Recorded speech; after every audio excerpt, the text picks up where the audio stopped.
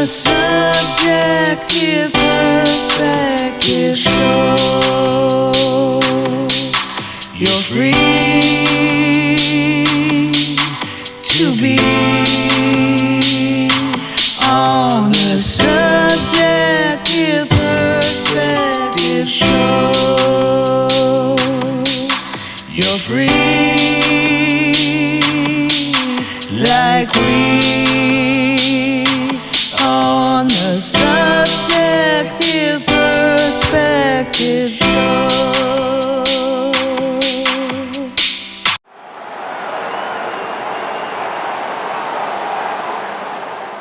Ladies and gentlemen, welcome back. Welcome back. Welcome back. Episode 163 of the Subjective Perspective Show coming at you on this holiday special 2024. Now, before we get into a very special guest for this holiday episode, who also is a good friend of mine, I'm very proud to say a bud of mine, also an incredible hero to the community, this country, a great father, and really just an all-around awesome dude. You have no idea how happy I am, how excited I am to get with my friend, Sheriff Deputy Tommy Lefever. Now, I have a cool jacket for y'all for this winter season. The TSP college mode jacket right here. Real cool, real chill. Also, I get this to stay put.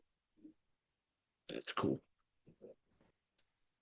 Real rad sweatshirts. TSP college mode. And with that slick chill logo, you will entertainment. Super cool. Also, Subjective Perspective Show shawl. This is a shawl as well as a hoodie. Actually, at least the TSP wears this one. Super cool. So, eawoke.com. EAWOKE.com.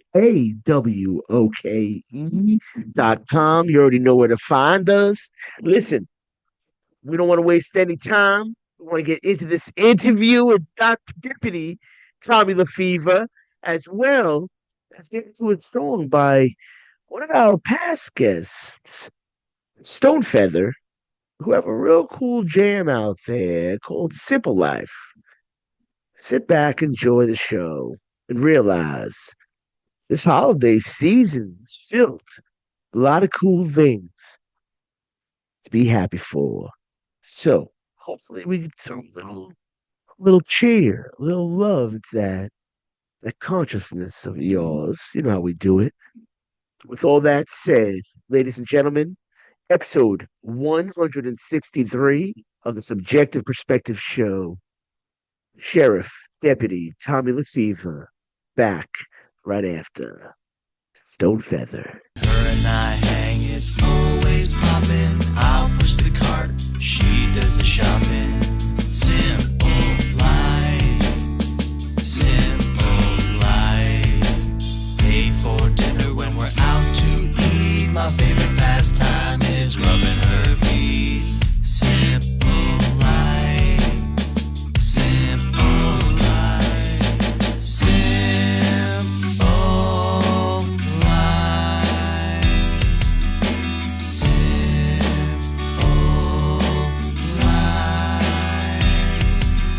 simple life,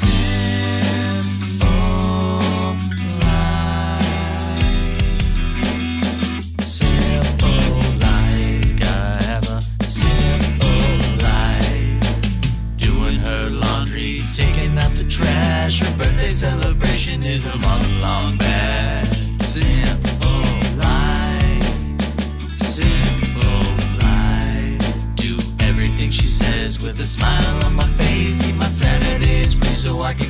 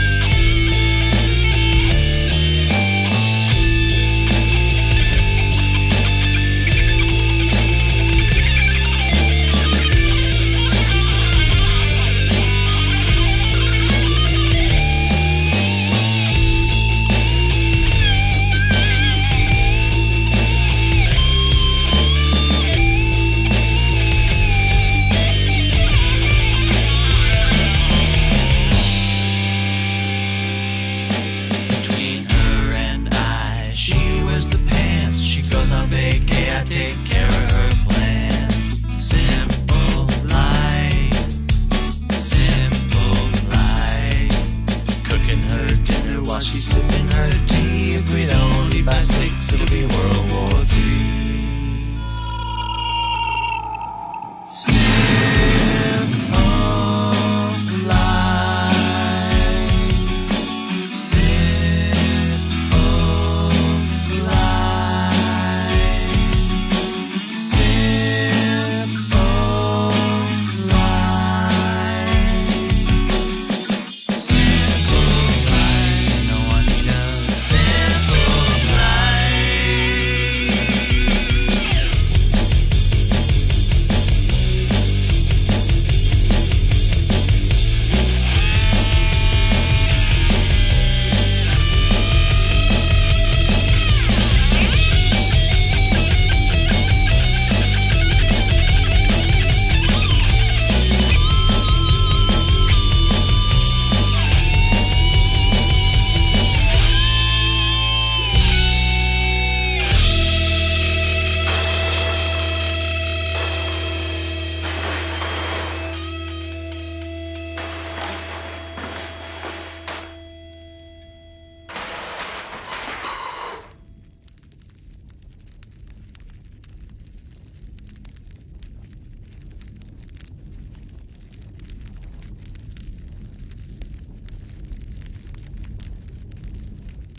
Ladies and gentlemen, coming out of that commercial break, some great music we have for y'all.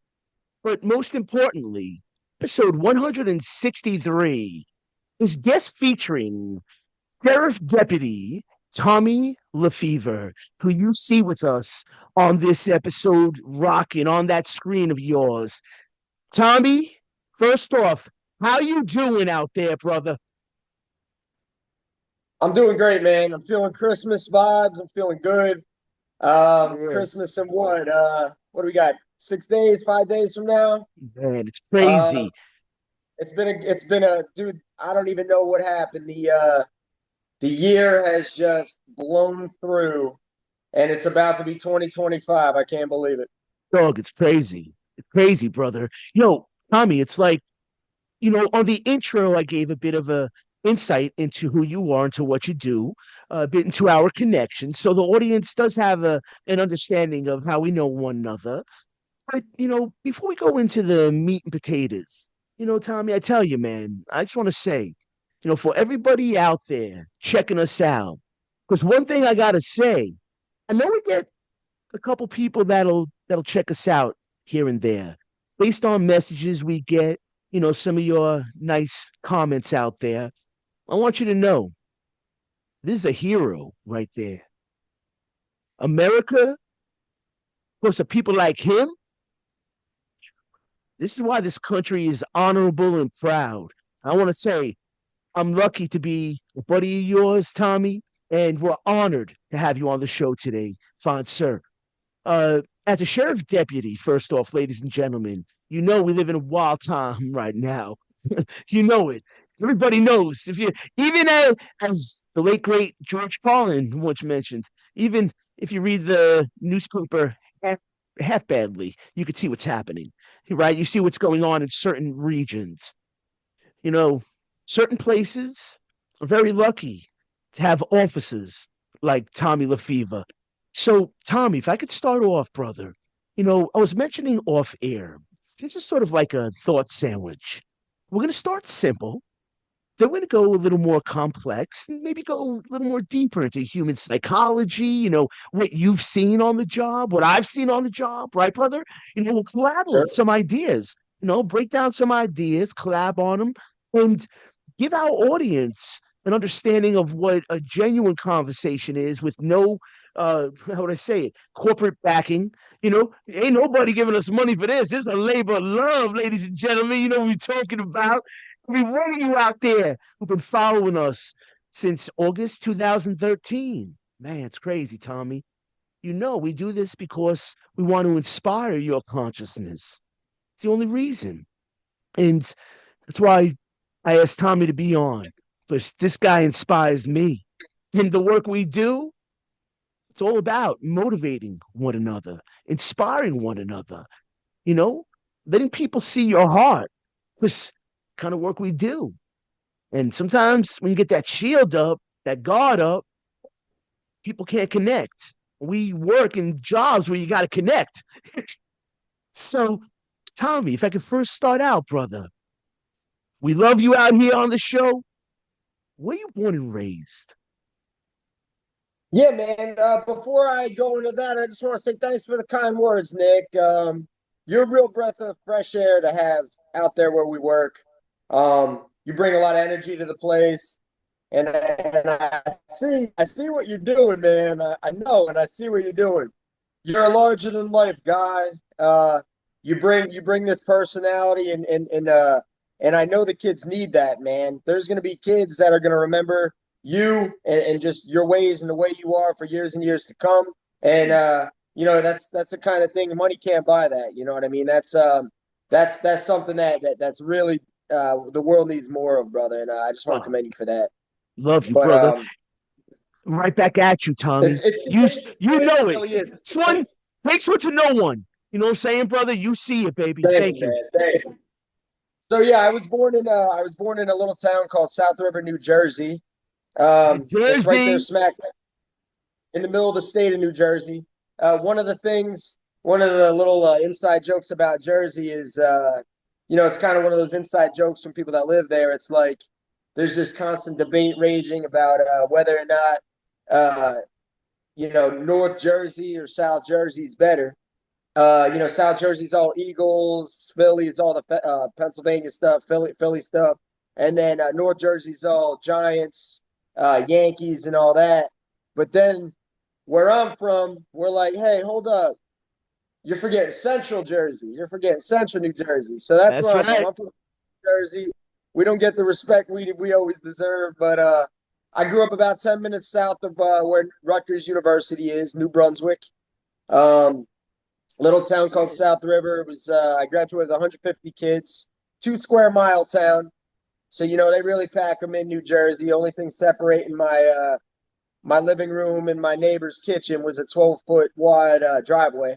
You know Yeah, how it is being up top, man. You I'm know down. how it is That's top of right. each other. Suburbs. Suburbs, baby. Heck yeah, That's man. right. Tight knit community, football town. Joe Theismann, Drew Pearson, two future NFL Hall of Famers graduated from my high school years ago. Oh, They wow. played together. We were a small school, but very proud town. Very rich football history. I was very blessed to be able to play football in South River from the time I was like 5 years old till I graduated high school. Um, Theismann just went to your town school? full. What's Joe that? Theismann went to your school?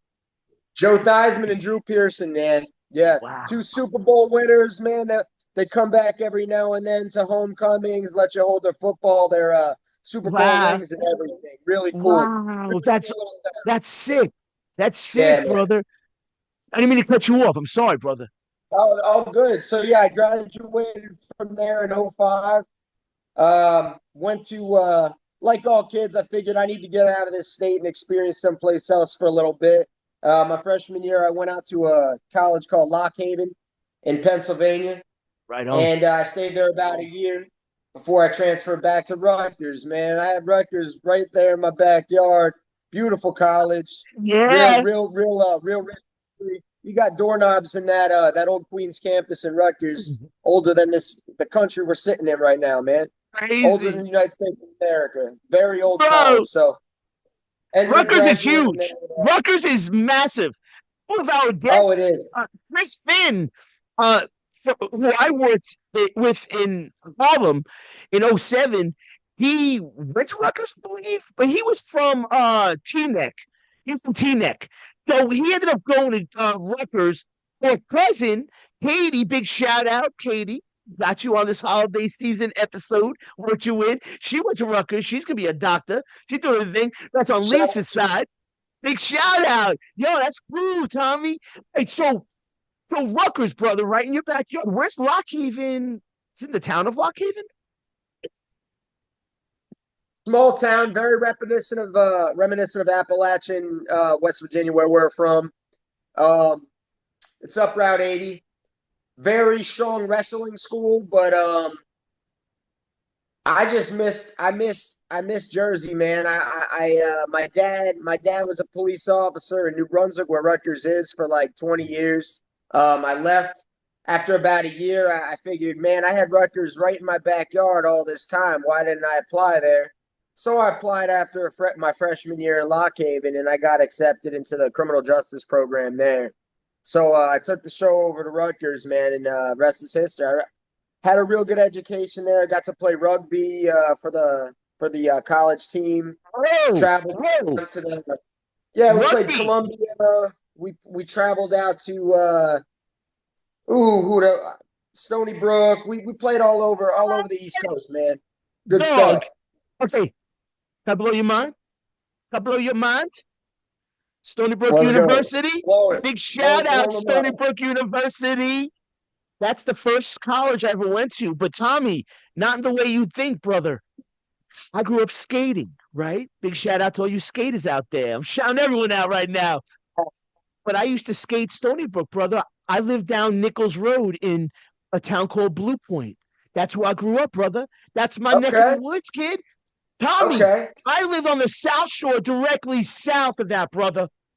Word Wow, up. that is crazy. Small Tommy, world, man. Small Tommy, world. Tommy, we got more to talk about that. Okay, you see, you know Stony Brook. You Yep. know Stony Brook, Tommy. Okay, you've seen that area. We have a lot to talk about in a second, in a All little right. bit. Okay, trust me, baby. So you played rugby. I apologize. You were Yeah. going with So I played something, and I rugby. totally I played sorry. rugby in college for about 2 semesters. Broke my thumb and my wrist playing real bad. Wow. Ended up taking some time off.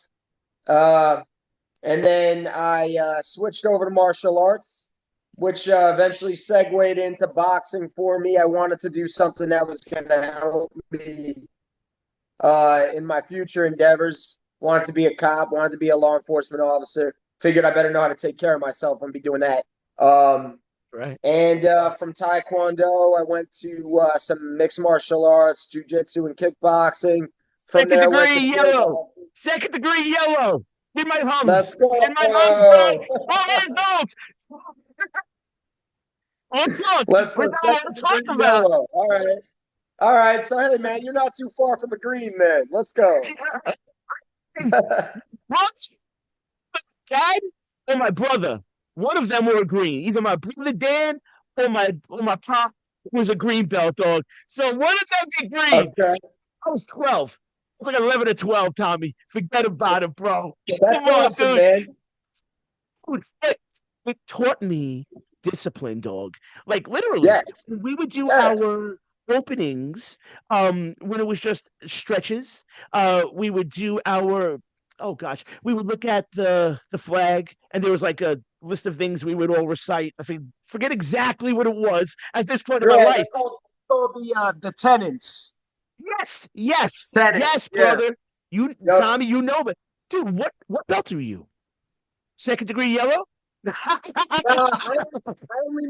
only made it to blue belt, and then I said, honestly, man, Huge. I was like, I'd been a wrestler in high school.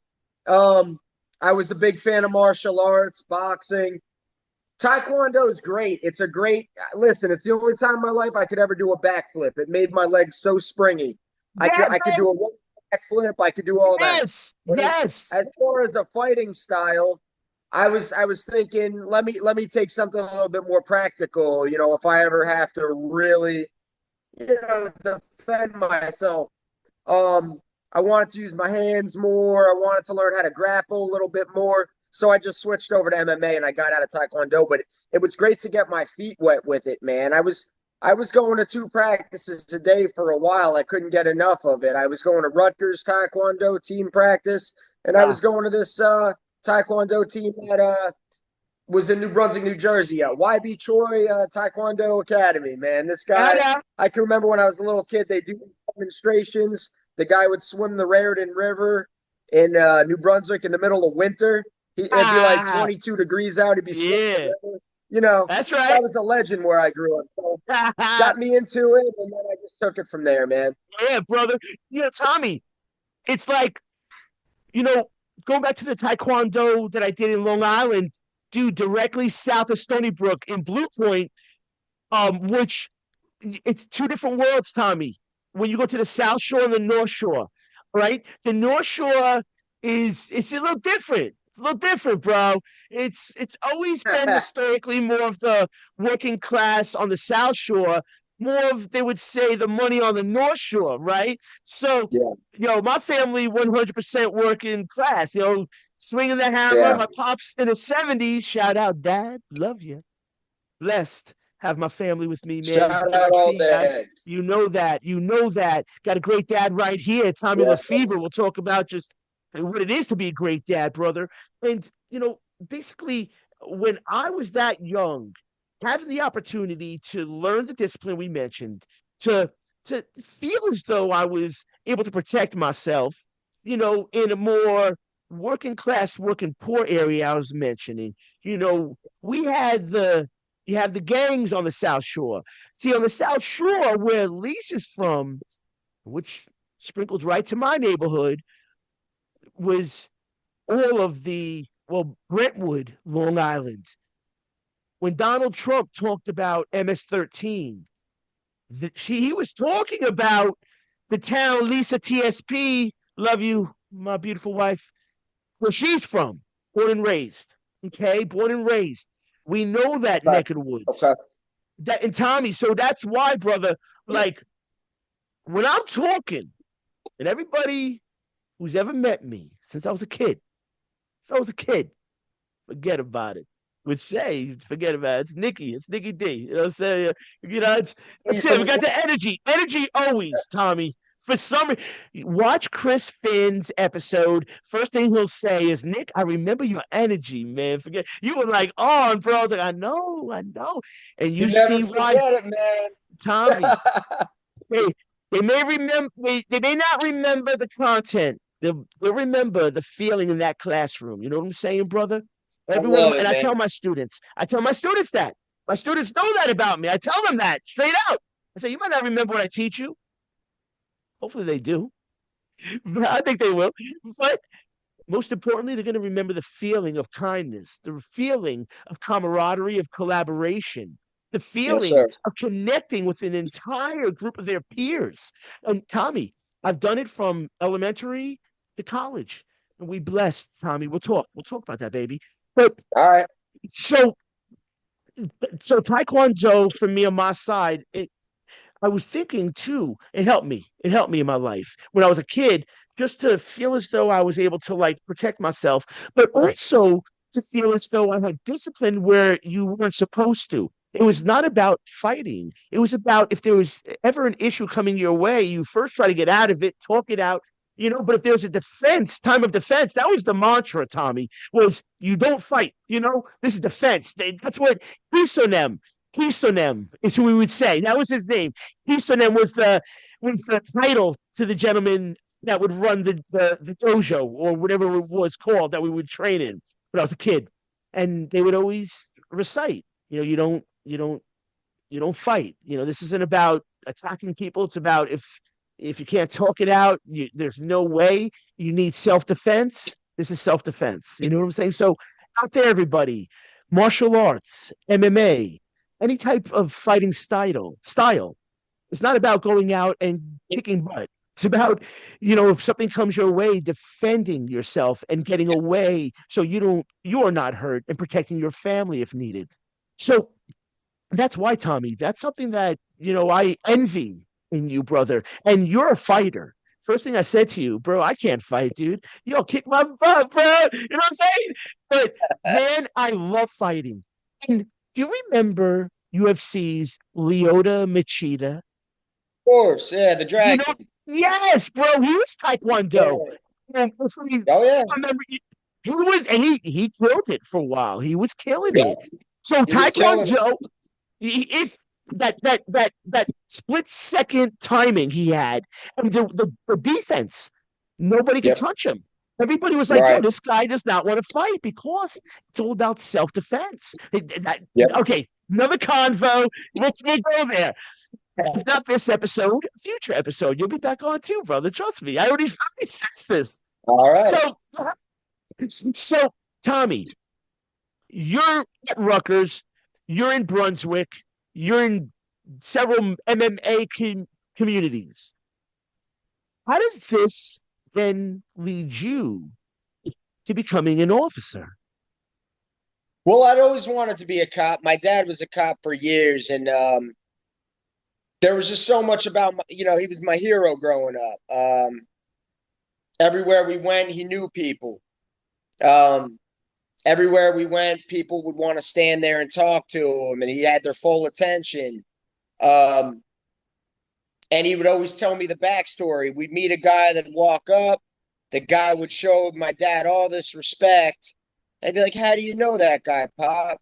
And then he'd start talking to me about how he knew him from the job and give me kind of the backstory of the incident and what he was able to do for the guy to help him out. And then, over the years, hearing that story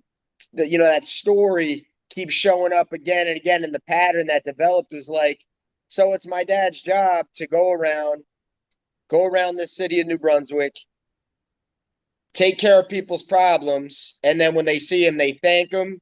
And then I'd be standing there, belt high to my dad. And they'd be like, look at me. They point over to my dad and they said, "Hey, your dad's a great man.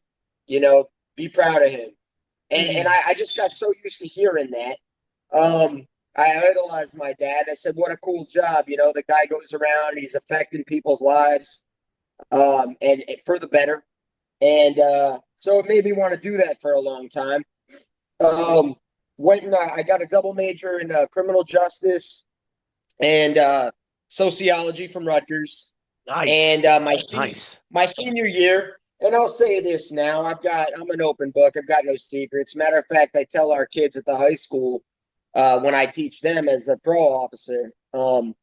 When I was a junior in college, I got an underage DUI. I was under 21. Um, I didn't blow over the legal limit, but I was under 21. There's no Yep. excuse. I got in a car accident one night after I got out of work. I drove back to my hometown to meet up with a friend I hadn't talked to in a while. He was at a party that was going on in my hometown, hung out with him for a while. We were going to drive back to New Brunswick and get something to eat. And we got in a car accident in New Brunswick on the way there. And Oh, when ooh, the police showed up, um, it was kind of like a perfect storm of bad things that happened. So oh, that kind of changed my plans for the next couple of years. I was like, yeah, man, I've been working towards a goal and I just stepped in it. So yep. I had to go back to the drawing board. My senior year, I was applying to different agencies, and I kept seeing over and over and over again, you can't have a DUI within like 4 years.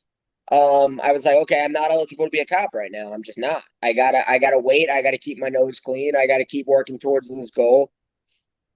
So there was a that's actually called a selection station for the Marine Corps, for the United States Marine Corps, uh, in New Brunswick. I started going around there, and it's the Marine Corps, but the way they market it is you can go to it's an officer candidate school if you get selected, and it's 10 weeks, and if you make it through, because you got a college degree, you get commissioned as a second lieutenant in the Marine Corps. From there, you go to the basic school and you go on, you find your MOS that way. But they market it as almost an internship. Like, you can quit at any time if you want. Of course, when you get there, the word quit is like the most taboo word you could ever imagine. It's the Marines. They Yeah. don't quit. But they cut you Undo. at yeah, you know how it goes. They have three separate cutting deadlines throughout the process. I think it was week 3, week 6, and week 9 maybe. And hardest thing I've ever done in my life. There were many times I didn't think I'd make it through, especially after week 6. I didn't really want to be a Marine though. I wanted to be a cop, and I also didn't want to be away from my kids, and I didn't want to be that guy that's just kind of gone on deployments. And I knew that about halfway through, so I knew I couldn't quit because I'd regret it forever if I quit. So I made it through the program.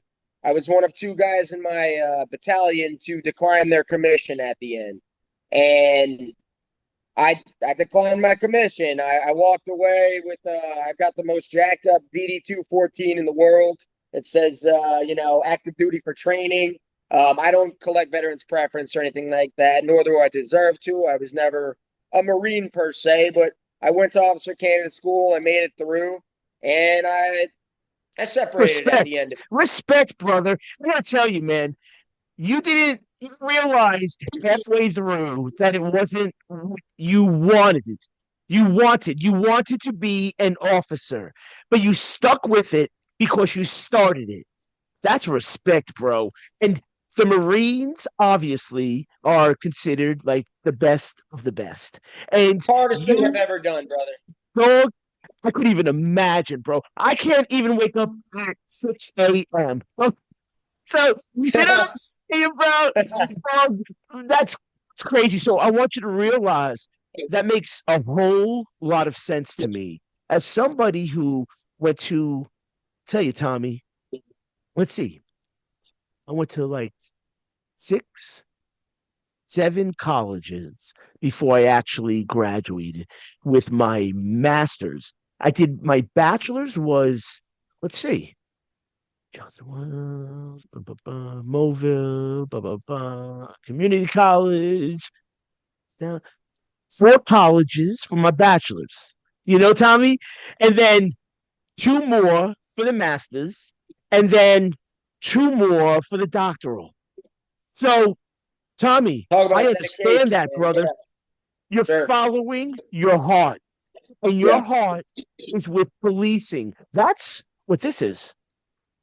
In Italian, Tommy, segue o tuo cuore Aha, I see it now. Okay. Okay.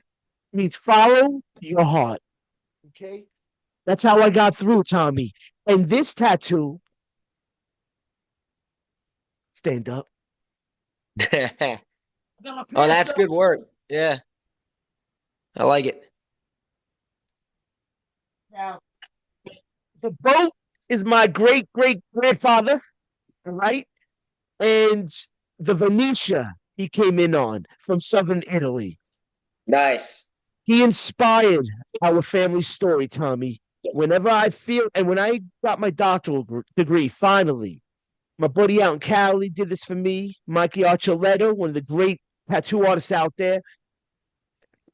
You know, I wanted something that was meaningful. And that book, it's on a book, represents my journey through education, the journey, the years, the decades, 24 years.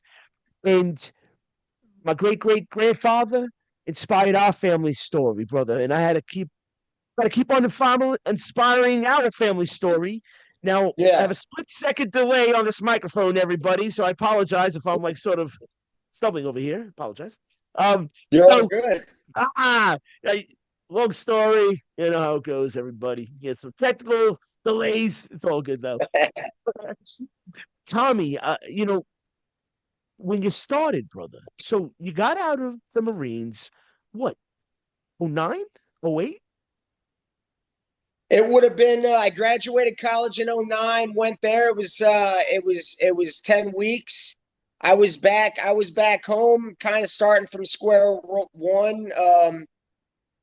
'09, still '09. Actually, early 2010. I had a neighbor up the street that was like, "Listen, I know how long it takes to get hired by any police agency." He said, "I can get you in my union." And I was in a maintenance union in New York City in Manhattan on Fifth Avenue at the CUNY Graduate Center School of the I Arts, know it. right I across from the know it. Empire. Yep. So I worked there for about 2 years, and I was taking every exam I could for every big city agency I could: Philly, New York, Amtrak PD in New York City. I took an exam for Camden, New Jersey. I took civil service exam for New Jersey. But I wanted to be a big city cop. And, you know, one day I'm online and I'm job hunting. I see the city of Atlanta, Georgia is having a hiring event, and they're coming to Philadelphia. So I got all my stuff together. The hiring processes were taking so long everywhere else. Um, I said, why not throw my name in the hat?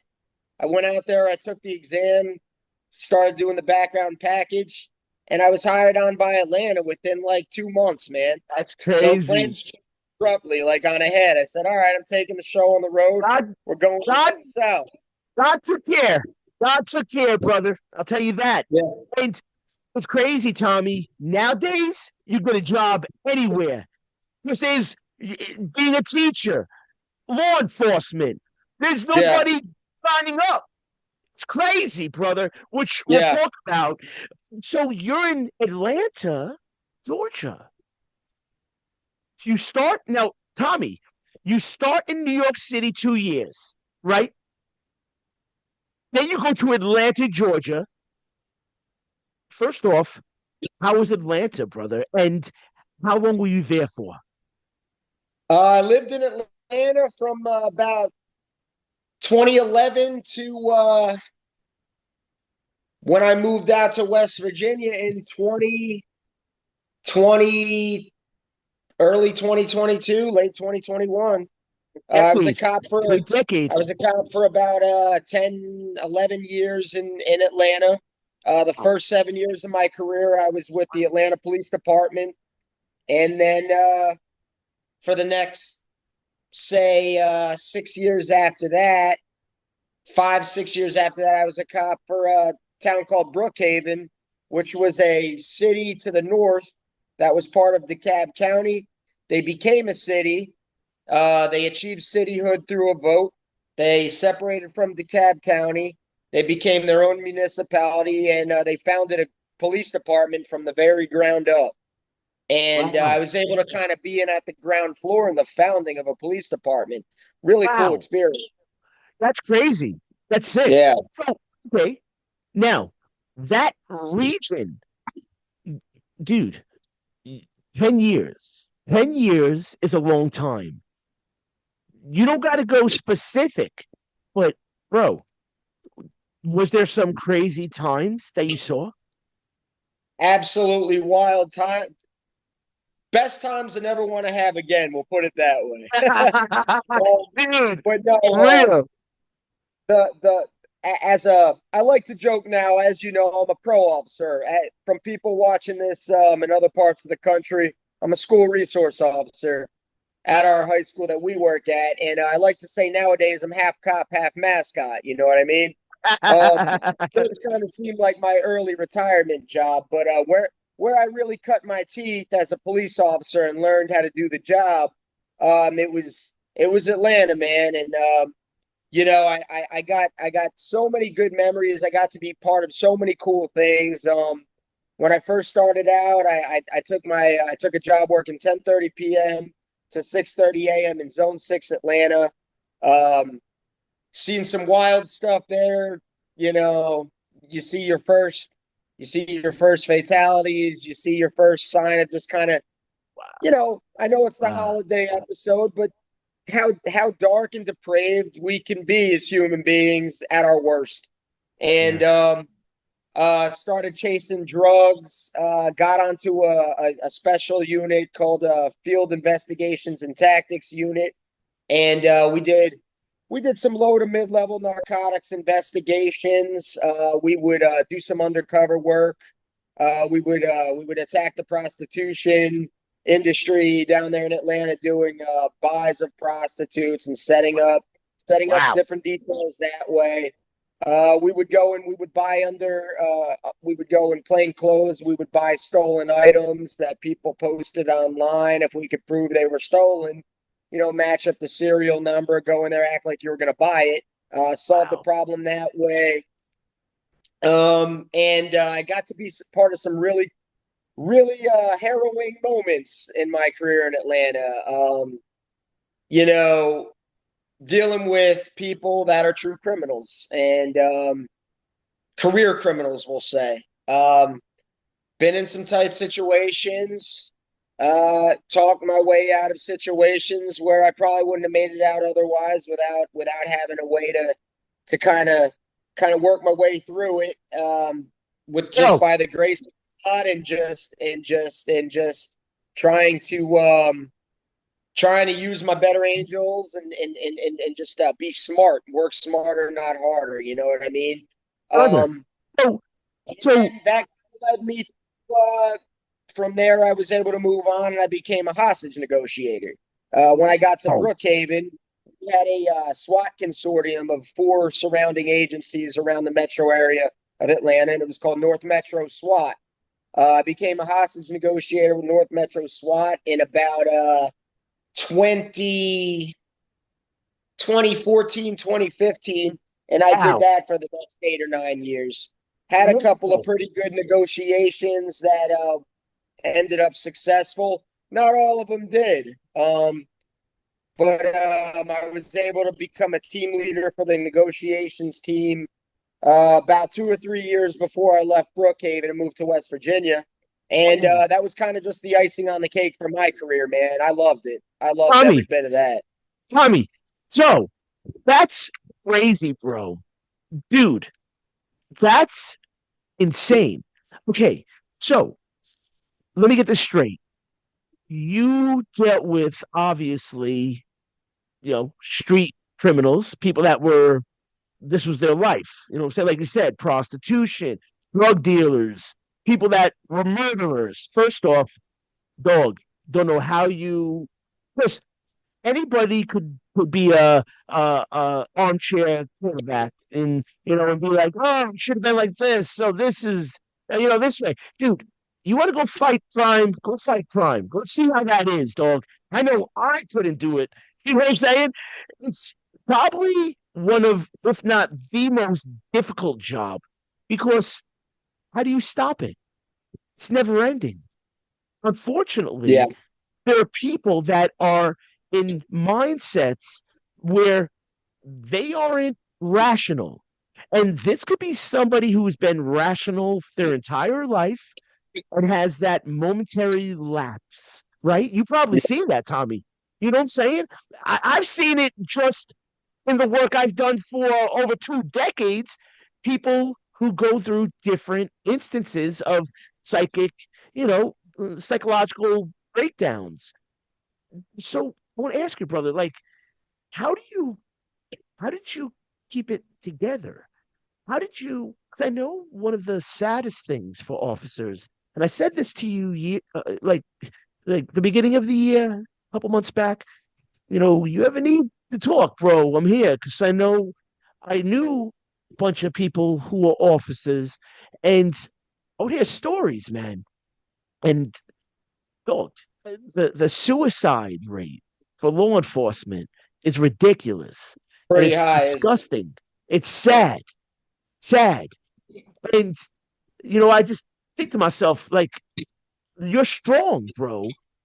How did you how did you deal with it? Well, I'm really fortunate to have a wonderful wife, really good kids. They'll always keep me Shout out, going.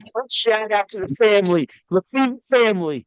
We love you And here. even above that, Nick, I'm a work in progress, and I'll always be a work in progress. But faith in God, man, and just always looking above and beyond myself and my current situation. We're always trying to, and just determining really like there's a path for me, there's a plan laid out, and God's gonna have my back.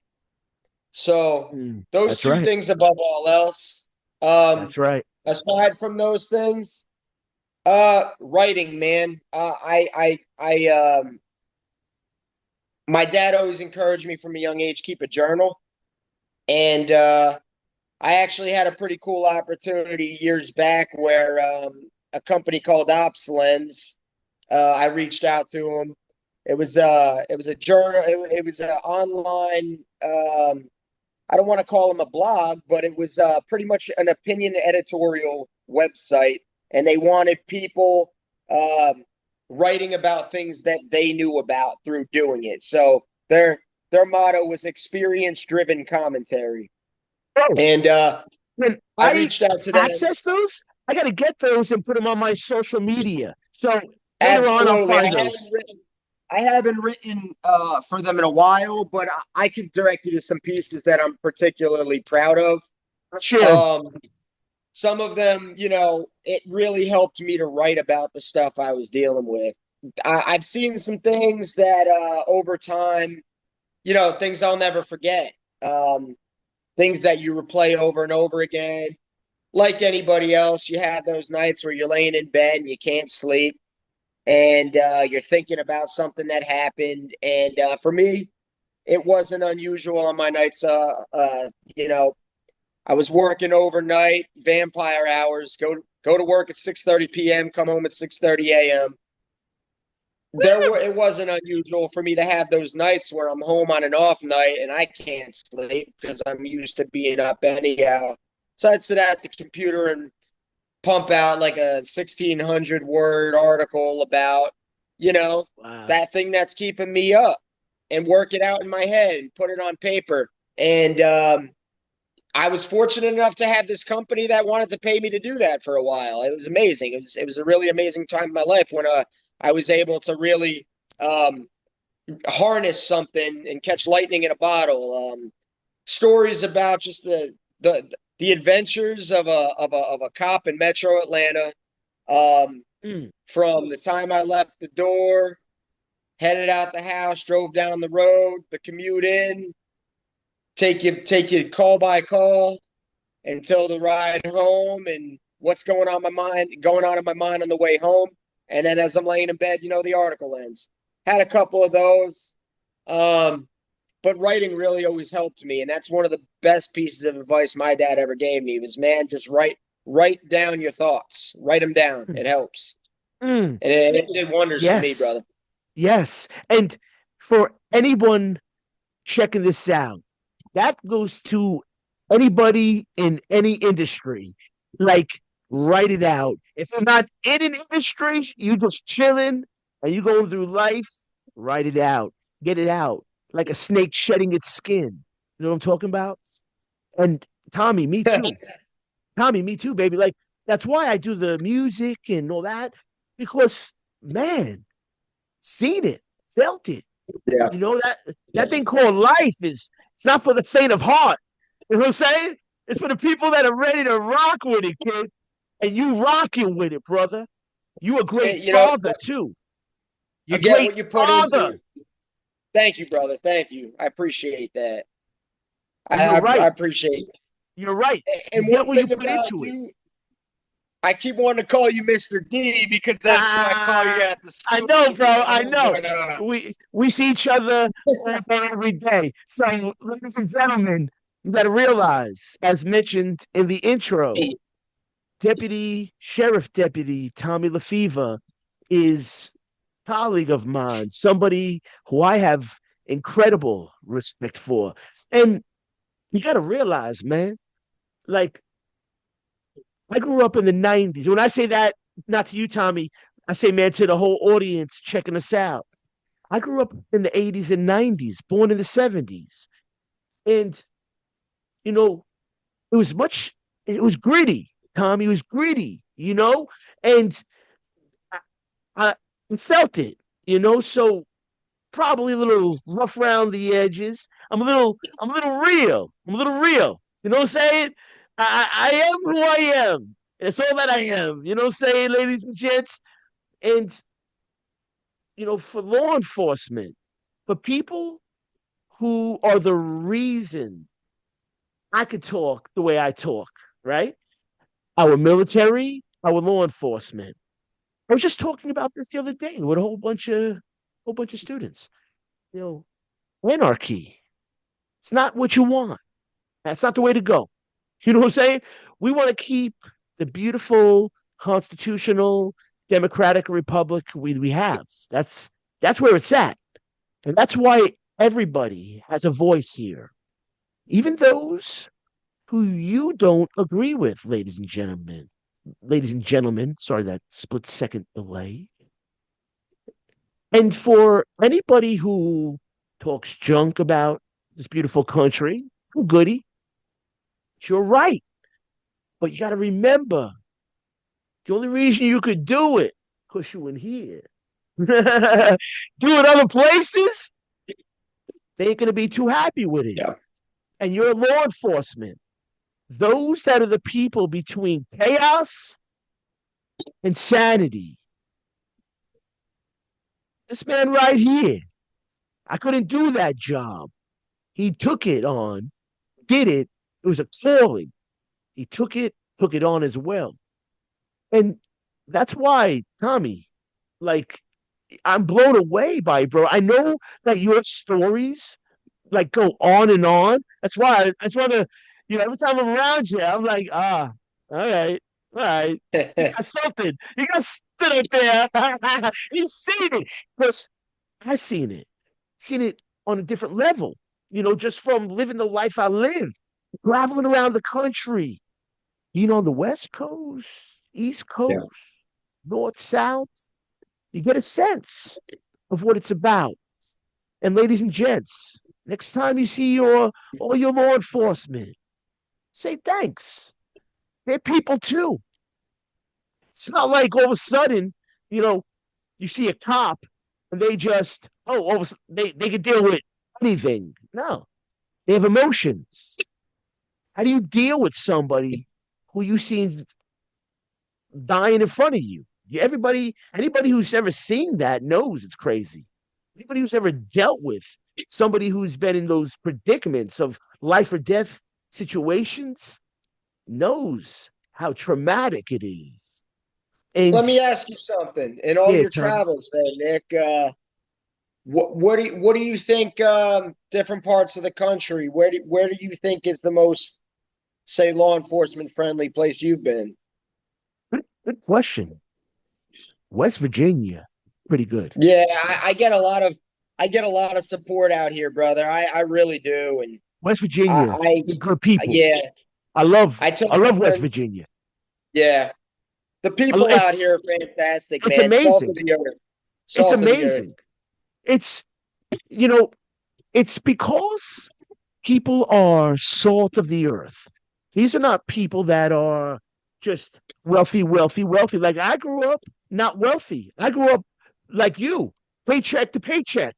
If Yeah, your pops wasn't getting paid, your family get paid, nobody ate. So your pops kept going to work. Like my pop kept going to work. You know what I'm saying? And and that's why everybody works out here. And when you're working, you understand the value of a dollar. And I'll tell you, Tommy, one thing that's beautiful in all my travels, the only thing that separated the working class was the accent. Accent, baby. New York accent, Southern accent, West accent. It's all it was. Because you could be working out in Cali, working out in NY, Jersey, down in Florida. You can work in West Virginia. You know, you're working for your dollar. You yeah. respect one another, right, Tommy? And all you listening in, realize, man, if you're working, don't ever belittle yourself to no one. I don't care about the work you do. You working hard for your money, stand up tall with your head up. And That's what I Tommy, love about you, man. Like, obviously, when I graduated college, I didn't want to be I was basically a custodian for 2 years at that graduate center in New York. Wasn't what I wanted to be doing. Wasn't what I went to school for. Um, wasn't really feeling great about myself at that point. I was off the back of that DUI, feeling like I messed up my life for, at least in the short term.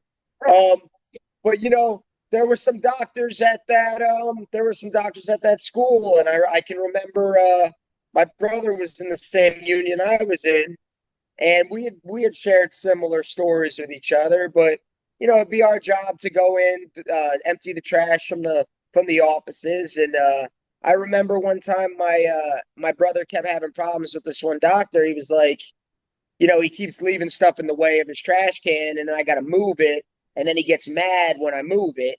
So one time the guy was in there, he said something to my brother, and my brother was like, "Well, just move your trash can for me so I don't have to move any of your stuff. So this way I don't, have to touch your stuff." And the guy said he was a doctor, he had a doctorate or something. I'm not sure what it was. Doctor of the arts, I would assume, is the art school I worked at. He said, when you reach my level of education, you don't have to touch trash anymore. And oh, I always said like I'm a blue No. collar guy. I'm a blue collar guy all day, but that's all I'll ever be. Um, but yeah, I always said blue. I want my Amen, brother. collarbone. I want my Amen, collarbone. brother. Blue collar. You know what I'm saying, baby? With Yes, you. sir. Tommy. No, that's crazy. That dude said Never that. want, never, It's never, never, crazy. ever. It'd be my worst nightmare if I ever was able to back my way in a fortune or this, that, or the other. I would never want to become of that mindset that I was Uh, better than anybody else because uh, of a certificate I had or some cash, some numbers in my bank account. I just would never want to have that outlook on the world. You you know? know it. Bro, dog, it's crazy because, when I got my doctoral degree, dog, like, I started college. Like, and I was chilling like with the gangsters in my neighborhood. Like these kids were straight gangsters. Yeah, Like that I was making friends. We were yeah, chilling on the riverbanks, on the piers in Hoboken. We'd be in Hoboken, we'd be on the piers, we'd be in the projects over in Hoboken because they were from Hoboken initially when they okay, moved to my neighborhood. So right, I would go out to Jersey with them, and we forget about it. And like Tommy, that's why. Like I'm a person, baby, and yeah, the education, the paper, the book stuff. That's frivolous. That right, comes and goes. What's real are the people you meet. What's real is how you see yourself. What's real is how you treat others.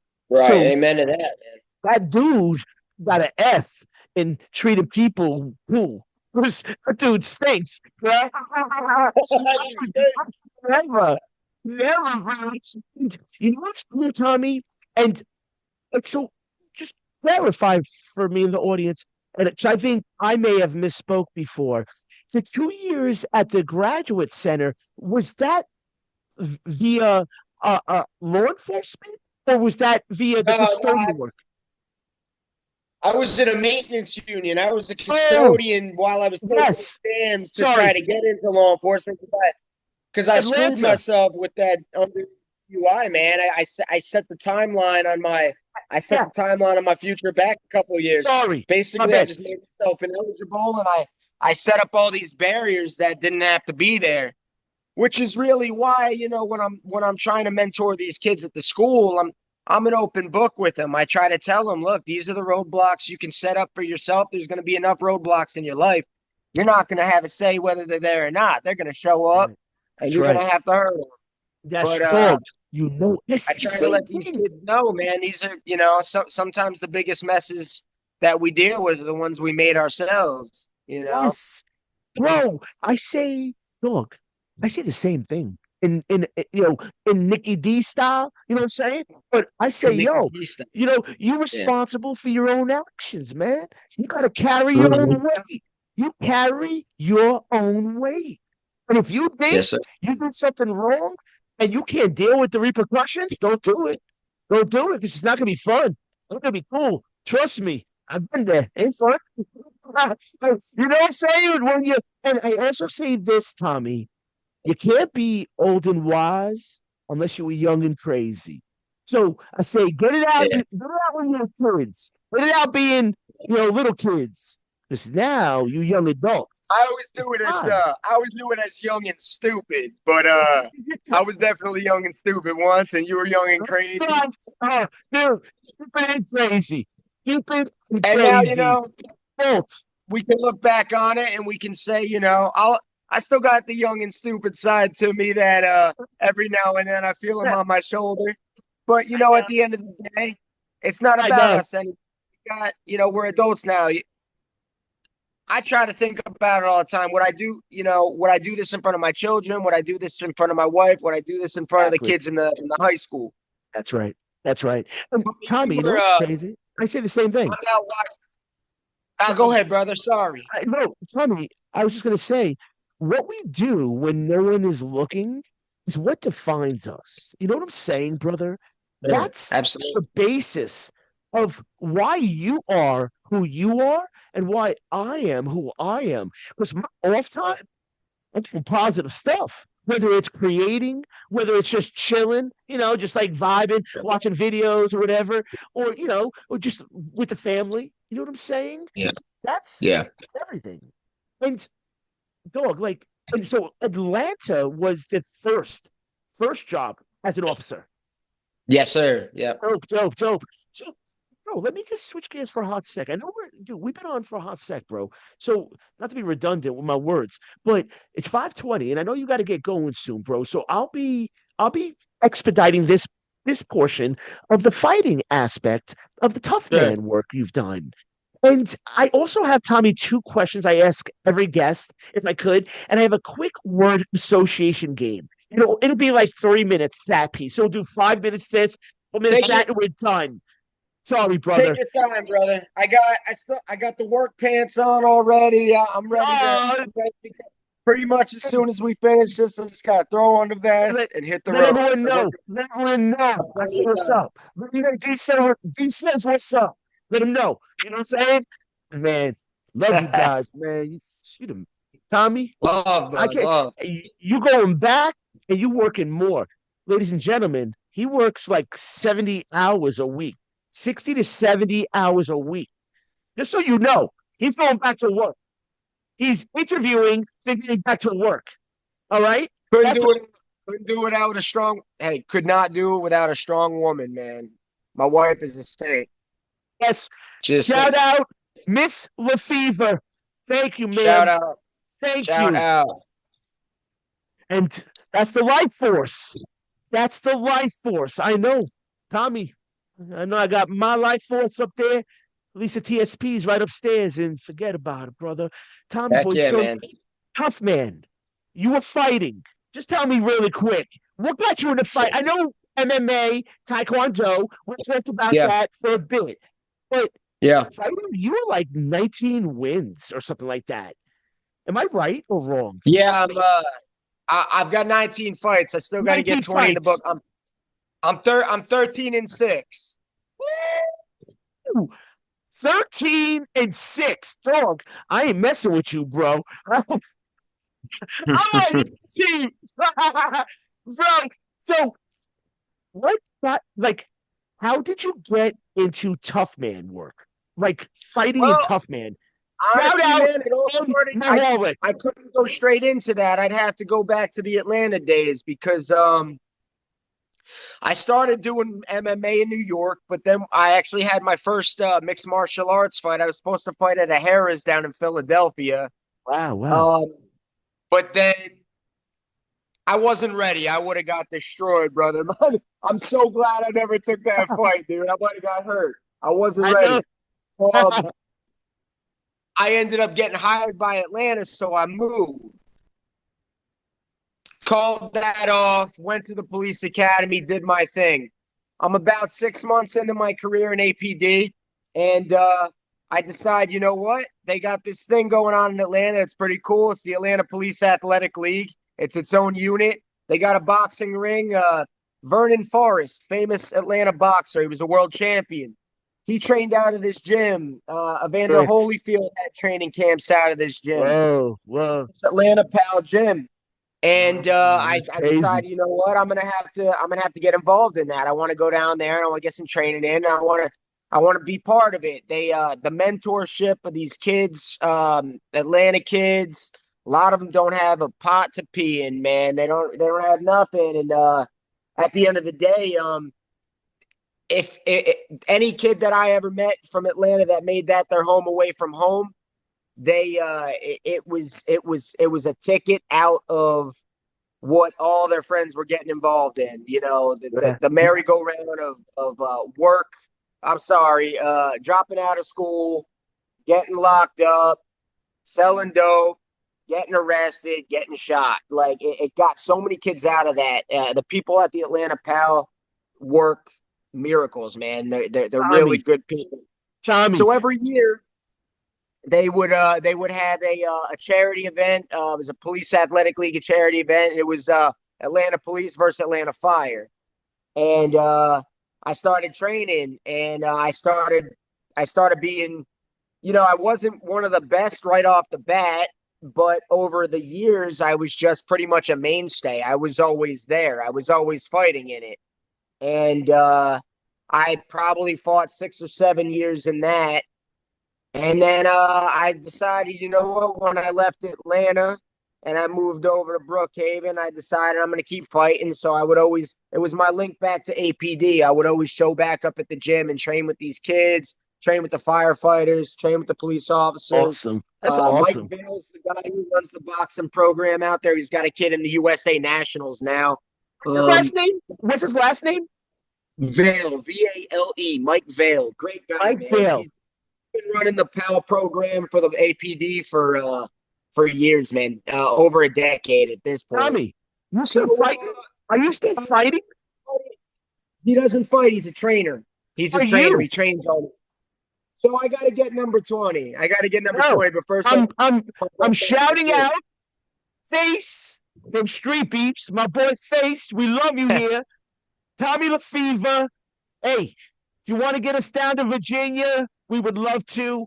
I'll drive Tommy down personally, and let's get his 20th in. Now, Street Beefs, you know what I'm saying? I would love Road that, man. Warriors, baby. You know Road what I'm Warriors. saying? Let's go. Dog, Street Beefs should be dope for 20. Listen, let me expedite, brother, because I know you have to get out soon. And I want to get you No doubt. the last couple No doubt. questions. So It's tough, like, man, right? listen, this is what I want to do. I want to have you on again, bro, multiple times. But let's talk to the students and let's have them tell us where they want us on, have you on again, bro. It's like, yo, All let's get right. Lefever on. Like, you know what I'm saying? ASAP. You know what I'm saying? We'll do it ASAP, bro. I cut I'm you off all about before. it, brother. I cut you off before. I'm sorry. It's my mic.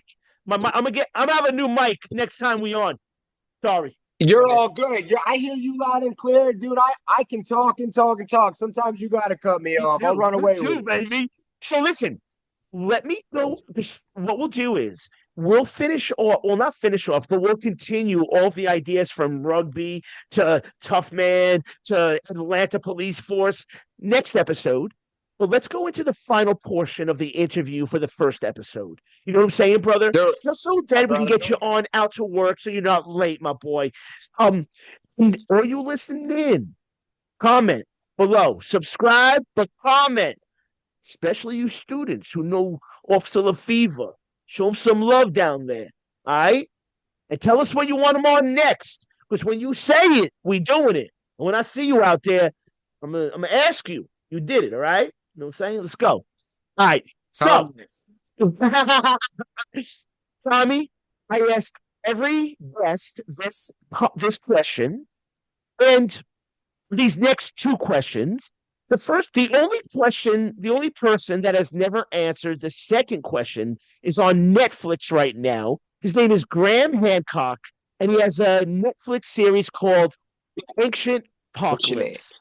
Okay, so he's cool dude, awesome dude. But if you listen to the episode at the very end, you'll see what happens. He has to run. He's in England, and it's a long story. He couldn't hear me. So crazy. So you'll get that question. First question, Tommy. I try to make these questions as simple as possible so our audience can connect to them as well. And like I said, full circle. It's like a thought sandwich. Simple questions on the ends. We get deeper in the middle, like we did. You know what I'm saying? Tommy, favorite book and author, or favorite movie director? All right. Favorite book and author? I'm going to say Screw Tape Letters book, author C.S. Lewis. Nice. Nice.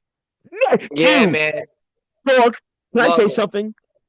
I love, okay, I won't even get, I'll say it off air because I don't want to give our specific location, but dog, yeah, there's a Okay. reason I like that. Okay, I'm saying C.S. All Lewis, right. that's All right. dope. Okay, so Love first C.S. question, Lewis. you know what I'm saying? Scarlet Letters, it was? Scarlet Sorry?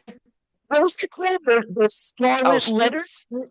screw, screw tape letters. Screw tape letters. Screw tape Yeah. letters. I'm sorry, Tommy. Final question before the word association game. This darn split second delay. I'll have a new mic Okay. soon. Word Sorry, everybody. association game. I got you. So first is going to be the question I asked Graham that he didn't get to answer. The most simple question, Tommy. Favorite color and colors and why?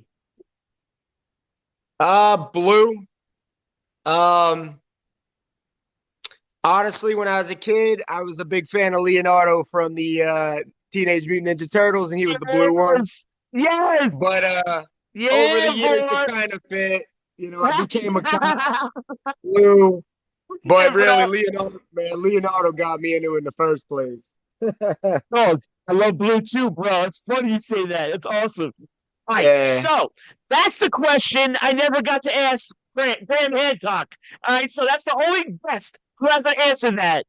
Tommy, final word association game, and then we'll get you out to work. It's 5:30 on the dot, 5:31 right now. No Tommy, I'm doubt, going to brother. ask you three words. First thing that comes to mind, first word that comes to mind when I say this word. First word, Tommy. Music. Christmas. I've been listening to Christmas music nonstop, so I'm Christmas music. Christmas. Yes, holiday episode, ladies and gentlemen.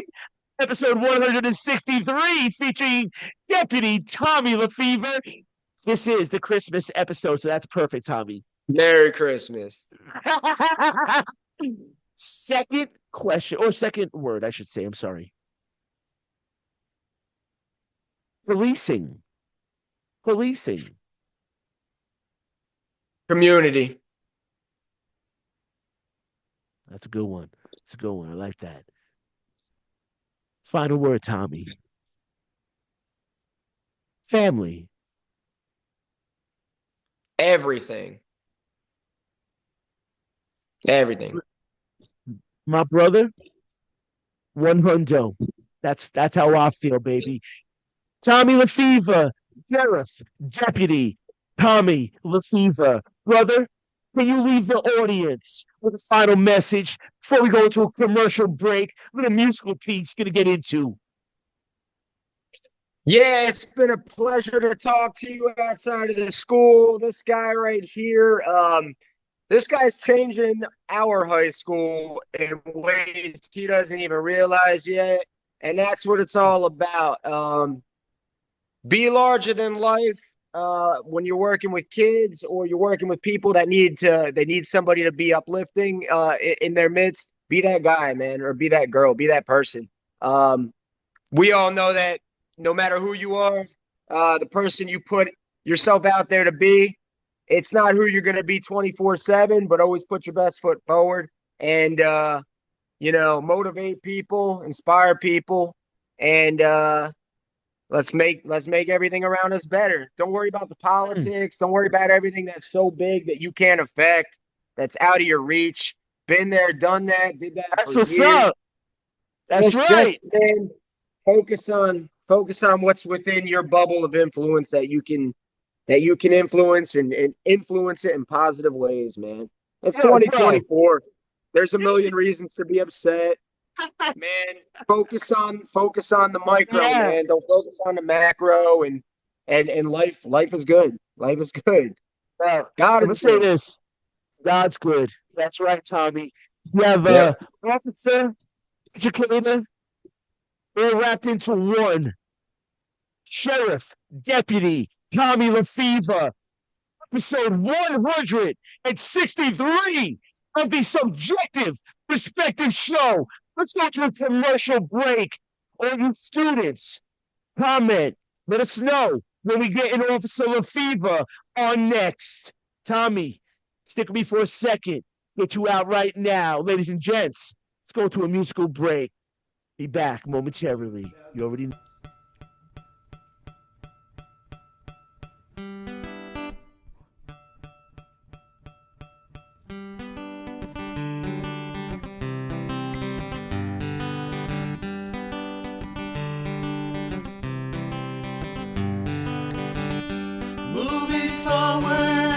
take a lot of time. Better pack your bags, 'cause you might lose your mind, and that is hard to find.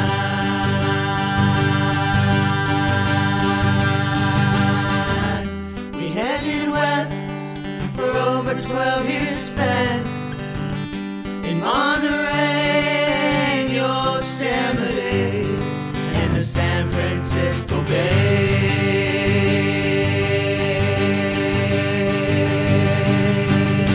I always learn the hard way, I can't just get it right.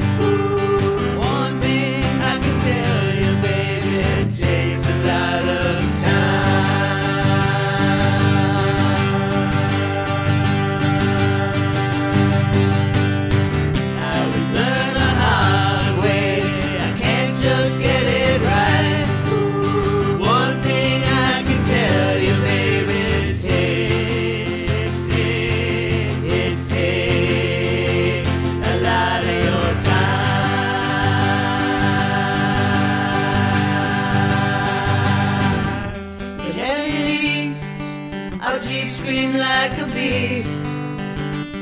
West Virginia, with bluegrass under our feet and music in the streets.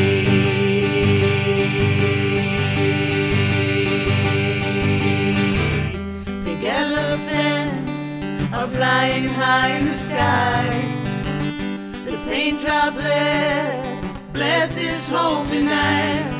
Our love is out of sight.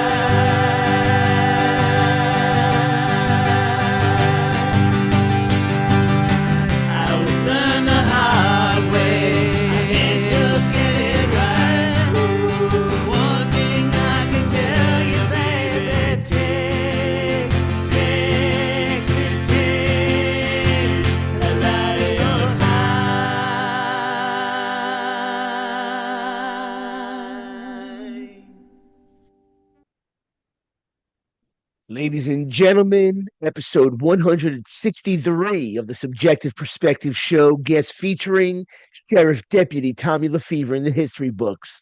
We hope you enjoyed it. Most of all, we hope that you go into your holiday season a bit more thoughtful with the words of Tommy Lefever. And realize that there's more to you than what you even see. So get out there and give it your all. Go turn your dreams into your reality. Why not? What else you gonna do? Give it your best in life. And realize that you have the magic not only to turn your dreams into your reality, but to turn others' dreams into their realities as well. Thank you for your time in checking out this episode. Our good friend Tommy Lefever, looking forward to having him on soon. Back. A lot more. We just scratched the surface. It's one of the great ones. We hope that you go into your week, your weekends, and as mentioned, your entire holiday season a bit more thoughtful. With the words of Tommy Lefever and with the subjective perspective. One.